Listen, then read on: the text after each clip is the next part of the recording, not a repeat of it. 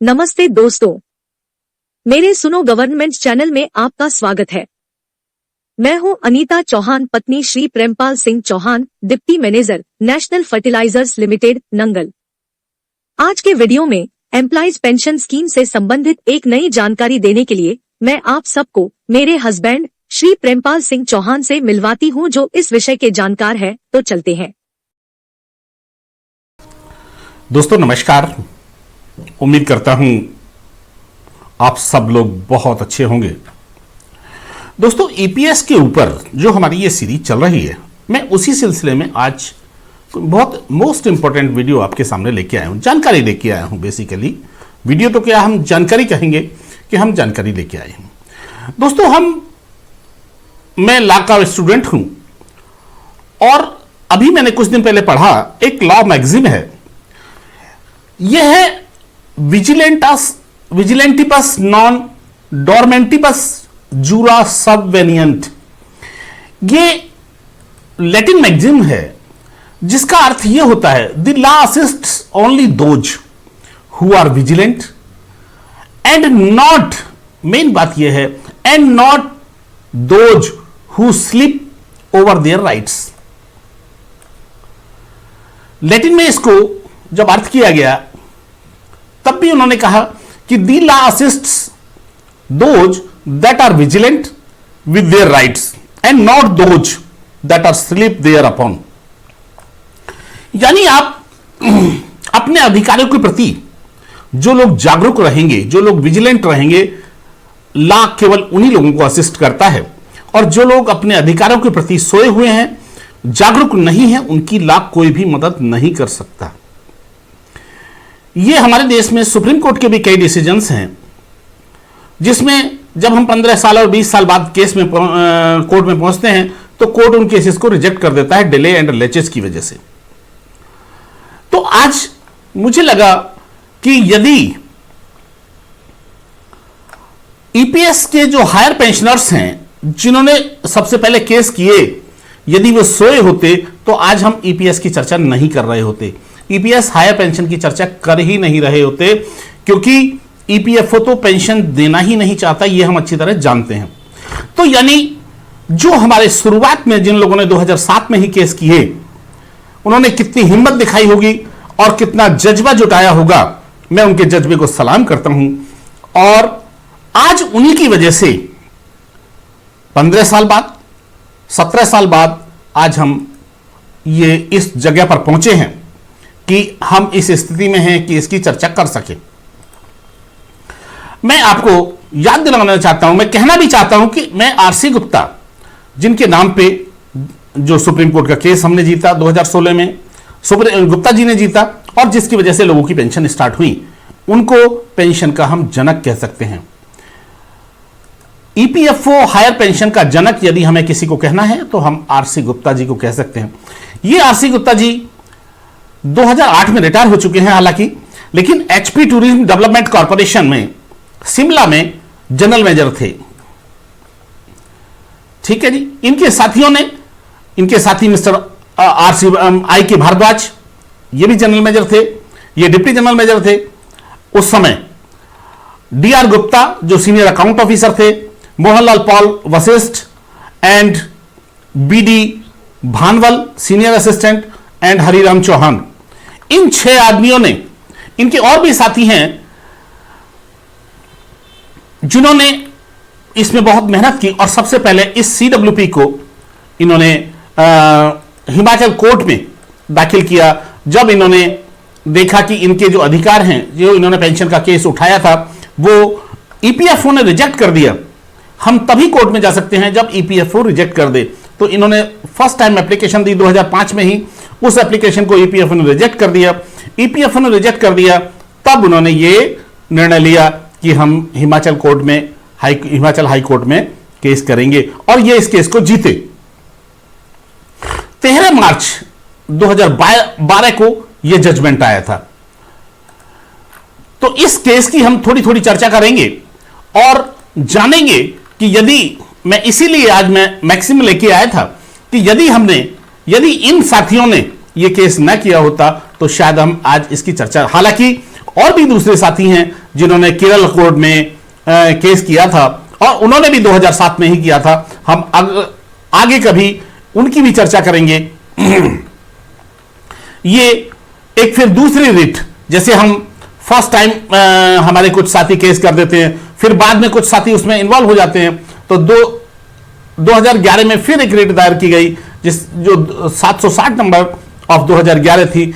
इसमें ये Sitaram Sharma ji and HDDC, ये एम्प्लॉयज यूनियन थी, इसमें भी काफी लोग थे। इसमें दूसरी भी ये इसी केस में शामिल हो गए, लेकिन इसको जो हमारी पिटीशन होती है उसको अटैच कर दिया जाता है। 2011 में ही एक रिट और लगाई गई 763, लेकिन सबसे पहली रिट जो RC शर्मा जी की थी 2007 में। इसीलिए मैं कह रहा हूं कि हम उनको हायर पेंशन का जनक कह सकते हैं, और हमें कहना भी चाहिए। यदि वो सोए हुए होते तो शायद हम आज ये चर्चा नहीं कर रहे होते। हम अब केस के बारे में बात करते हैं। केस क्या था? जस्टिस थे मिस्टर जस्टिस सुरेंद्र सिंह जी, जज, एंड ये हाई कोर्ट में हिमाचल हाई कोर्ट की बात है। और हिमाचल हाई कोर्ट में जो जस्ट इन्होंने जो रिलीफ की बात की थी, जो रिलीफ डिमांड की थी, अब मैं वीडियो को जल्दी खत्म करूंगा, बहुत लंबा नहीं करूंगा, क्योंकि कानून की बातें तो बहुत लंबी चल जाती हैं, लेकिन फिर भी जो इंपॉर्टेंट चीजें हैं मैं उनको आपके सामने लेके आना चाहता हूं। इन्होंने क्या डिमांड की थी? देखिए, that the respondent be directed to calculate and readjust the already deposited amounts of the employees' share of contribution under the appropriate heads of the accounts of pension fund account and the provident fund account beyond the wage limit from the date of the enforcement of the employees pension scheme, that is 16/11/95 and its amendment 28/2/96। इसमें सबसे बड़ी बात यह थी कि जब ये EPFO pension में ये अमेंडमेंट लेके आया था 96 में, 28/2/96 को, जिसको आपने सुना होगा, जिसको GSR 134 कहा गया था, एंड उसकी डेट थी 28/2/96। जो ये डेट दी हुई है, ये 28/2/96 उसकी डेट थी जी। हो सकता है इसी, ये मैं अपनी नॉलेज के आधार पर बता रहा हूं, GSR 134 उसका उल्लेख भी आगे हो सकता है इस केस में हो। तो यदि हम देखेंगे कि इस केस में यही हुआ था कि जो रिट जब हमने दायर की, वो कब इन्होंने दायर की थी? वो इन्होंने तब दायर की थी जब इन्होंने एक्चुअली इनका कंट्रीब्यूशन 12% के हिसाब से उसमें PF में जा रहा था। और लेकिन EPFO ने जब ये अमेंडमेंट आया और इन्होंने हायर पेंशन के लिए अप्लाई किया, तो EPFO ने उस एप्लीकेशन को रिजेक्ट कर दिया और उन्होंने कहा कि नहीं, इसमें GSR 134 और 134 एंड 748E, ये 16/11/95 को जो हमारी पेंशन स्कीम लगी हुई थी, ये उसका है। और जो 134 है वो बाद में जब 28 फरवरी 96 को लेके आए, वो तब का है। तो EPFO का कहना यह था इस केस में कि इसमें हमने अपने तरफ से उन्होंने शायद 1/12/2004 उसको कट ऑफ डेट मान लिया था, जबकि इसमें कोई भी जब इसको अमेंडमेंट को लेके आए थे, इसमें कोई भी कट ऑफ डेट नहीं थी।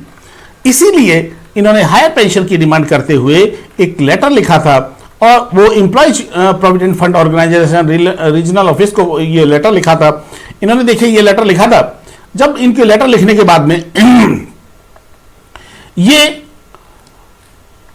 हिमाचल प्रदेश टूरिज्म कॉर्पोरेशन के मैनेजिंग डायरेक्टर को EPFO का लेटर आया उनकी एप्लीकेशन के ऊपर कि आप ये जो डिडक्शन कर रहे हैं उसको ये देखिए, this is in the reference to the letter number so and so 23/5 2005 में। जैसे मैंने पहले ही बताया कि उन्होंने 2005 में ही लेटर लिख दिया था कि हमारा ये एडजस्ट किया जाए और हायर पेंशन हमारी मतलब एक्चुअल वेजेज पे हमारा कैलकुलेट किया जाए।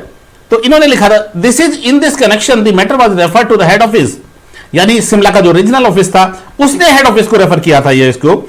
It has been clarified that the employer and employee can exercise option to contribute salary exceeding the wage limit on 2 occasions.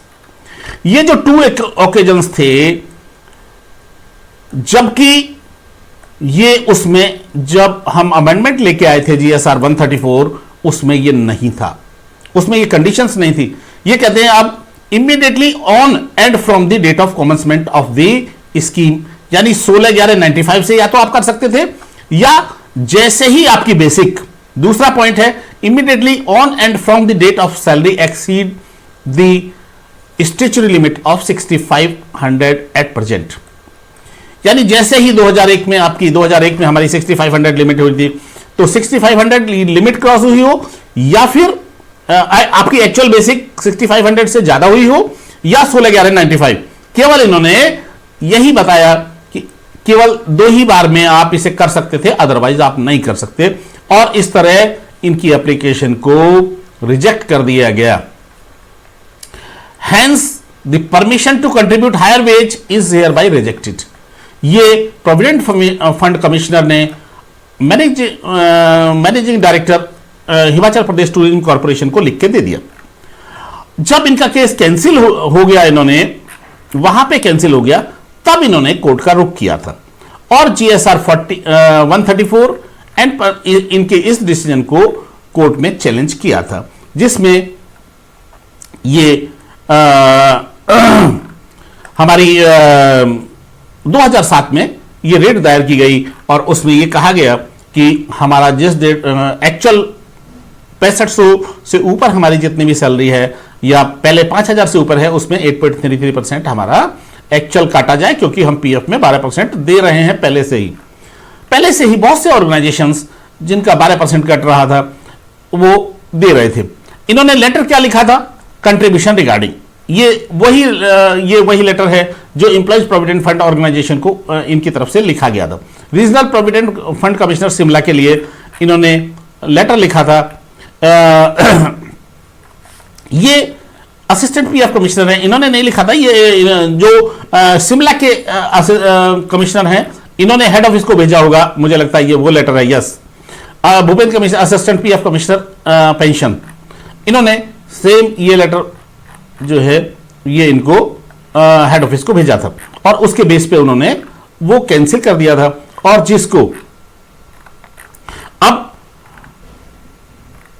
जिसको इन्होंने कैंसिल कर दिया था, जिसको इन्होंने नहीं माना था, जबकि जो ये हमारा अमेंडमेंट हुआ था, अमेंडमेंट में ऐसा कुछ भी नहीं है। यदि आप पेंशन स्कीम को आज पढ़ के देखेंगे तो आप उसमें 11(3) में जो प्रोवाइडेड नीचे दिया हुआ है उसको आप पढ़िएगा, उसमें कहीं भी कोई डेट मेंशन नहीं थी, ना ही उसमें डेट मेंशन थी और ना ही ये डेट मेंशन थी, ना ही ये इसका इंटरप्रिटेशन मेंशन था कि आप इसको तभी कंट्रीब्यूट कर सकते थे जब आपकी या तो 16/11/95 से, जब आप 16/11/95 को आपकी स्कीम में ही नहीं था तो लोग कंट्रीब्यूटेशन कैसे कर सकते हैं? GSR 134 एक्चुअल पे कंट्रीब्यूट करने के लिए जो आया था वो तो 96 में आया था, तो इसलिए 95 में तो किसी का कंट्रीब्यूशन करने का प्रश्न ही नहीं उठता। लेकिन जो 96 में आया उसमें भी आपने ये कंडीशन लगा दी कि या तो 6500 से ऊपर जाए जिस दिन आपकी बेसिक, उस पर्टिकुलर दिन में आप ये कर सकते हो। तो इसको चैलेंज किया हमारे RC गुप्ता जी और इनके साथियों ने। ये 3 रेट पिटीशन थी, इसमें मैं जज साहब का जो जजमेंट था लास्ट पॉइंट उसको हम देखते हैं, क्योंकि हम हैं जो इस केस का निष्कर्ष था उससे हमें ज्यादा मतलब है। आप देखिएगा, ये कहते हैं against the above fact and situation the employees of the corporation can not be faulted for the inaction of the third respondent and any instrumentality of the state, whereas the fourth respondent on coming to know about the amendment in the scheme deposited its share right from the inception of the scheme. Therefore, the lapse of the respondent would cost dearer to its employees covered under the benevolent legislation without any lapse on their part. Therefore, the respondents are hereby directed to recalculate. ये जज साहब ने ये direction दी थी, mainly हम इस पे आना चाहते थे। जज साहब ने जो डायरेक्शन दी थी कि जज साहब ने यही डायरेक्शन दी थी जो जो रिट में डिमांड की गई थी। Therefore, the respondents are hereby directed to recalculate and readjust the already deposited amount of the employees' share contribution under the appropriate head of accounts of the pension fund accounts and provident fund accounts from the wage limit from the date of enforcement of the pension scheme in 1995, यानी 1995 से ही आप इसको consider करें। और फिर इन्होंने और भी कहा था कि as per the subsequent amendment carried out in year 96 annexure 2, जो इसमें एनेक्चर 2 लगा होगा वही जो जिस GSR 134 की हम बात कर रहे हैं। However it is made clear that these directions are only for the benefit of the petitioners in the above mentioned petitions in particular facts and circumstances and shall not be treated as the precedent।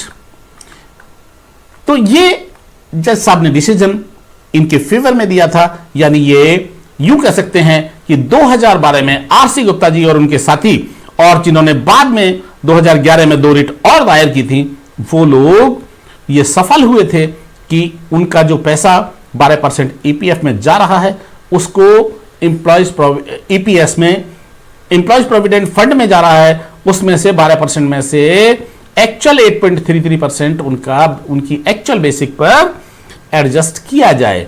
इसीलिए जज साहब ने यहां recalculate and readjust की बात की थी।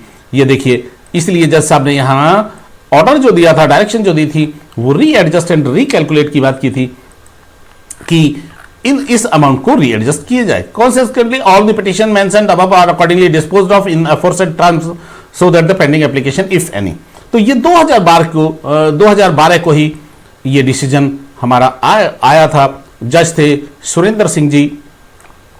तो मैं कह सकता हूं, और मैंने यही कहने के लिए, ये आपको ये बताने के लिए या अप्राइज कराने के लिए कि हमारे साथियों ने उस समय ये 3 रेट पिटीशंस, सबसे पहली रेट पिटीशन हमारी आरसी गुप्ता जी एंड उनके साथियों ने 2007 में ही की थी। उसके बाद 2011 में 2 रेट पिटीशन और हिमाचल प्रदेश से ही उनके ही साथियों ने की थी। तो इस तरह यदि हम ये तीनों रेट पिटीशन, हाँ यहां दी हुई है तीनों रेट पिटीशन के नाम, तो इस तरह तीनों रेट पिटीशन में ये डायरेक्शंस कोर्ट के द्वारा आ गई थी। फिर बाद में एक लंबी कहानी है कि इसको ईपीएफओ ने फिर चैलेंज किया था, वो हम अगले वीडियो में बात करेंगे। तो मैं ये कह सकता हूं, जैसा कि मैंने अभी आपको बताया, कि केवल लॉ भी उन्हीं को असिस्ट करता है, लॉ केवल उन्हीं की मदद करता है जो अपने अधिकारों के प्रति सोए नहीं हैं। यदि मैं ये मानता हूं, व्यक्तिगत रूप से भी मानता हूं कि आरसी गुप्ता और उनके साथी अपने अधिकारों के प्रति सचेत थे, अपने अधिकारों के प्रति जागरूक थे। उन्होंने जैसे ये स्कीम देखी, उन्होंने कहा कि नहीं, हमारा एक्चुअल पे जाना चाहिए, हम फुल पेंशन लेना चाहते हैं। और उससे लेके आज तक जितने भी सुप्रीम कोर्ट के डिसीजन आए हैं 1 by 1, वो सब इसी से रिलेटेड हैं। तो इसीलिए मैं ये कहना चाहूंगा कि हम सब लोगों को जागरूक होना चाहिए, हम लोगों को अपने अधिकारों के प्रति सचेत होना चाहिए, और जहां भी हमें गलत लगे अपनी आवाज जरूर उठानी चाहिए। इसी के साथ मैं कहना चाहूंगा कि आपका ये सुनने के लिए बहुत बहुत धन्यवाद। मैं व्यक्तिगत रूप से आरसी गुप्ता जी को इस हायर पेंशन स्कीम का जनक मानता हूं, इस ही कारण से कि उन्होंने 2007 में ही इसका विरोध किया था, और 2007 में ही, बल्कि 2005 में ही लेटर लिख दिया था कि नहीं, ये आप गलत कर रहे हैं, ये आपको ऐसे करना चाहिए। जबकि इन्होंने एक जो केरला हाईकोर्ट का डिसीजन है, उसमें कट ऑफ डेट 1/4/2012, मैंने पढ़ा है 1/4/2012 भी ईपीएफओ की तरफ से कहा गया है। जब हम उस डिसीजन को देखेंगे तब हम बात करेंगे इस बारे में। तो आज का वीडियो देखने के लिए, सुनने के लिए बहुत बहुत धन्यवाद। मैं उम्मीद करता हूं कि आपको एक अलग प्रकार की जानकारी मिली होगी और ये जानने का मौका मिला होगा कि हमारे आज इस ईपीएफ हायर पेंशन की हम बात कर रहे हैं, उनको लड़ाई लड़ने की शुरुआत कहां से हुई। बहुत बहुत धन्यवाद। यह वीडियो आपको कैसी लगी कमेंट करके जरूर बताएं ताकि मैं इसमें सुधार कर सकूं। इस वीडियो को देखने के लिए धन्यवाद। लाइक और सब्सक्राइब करें, बेल आइकॉन जरूर दबाएं।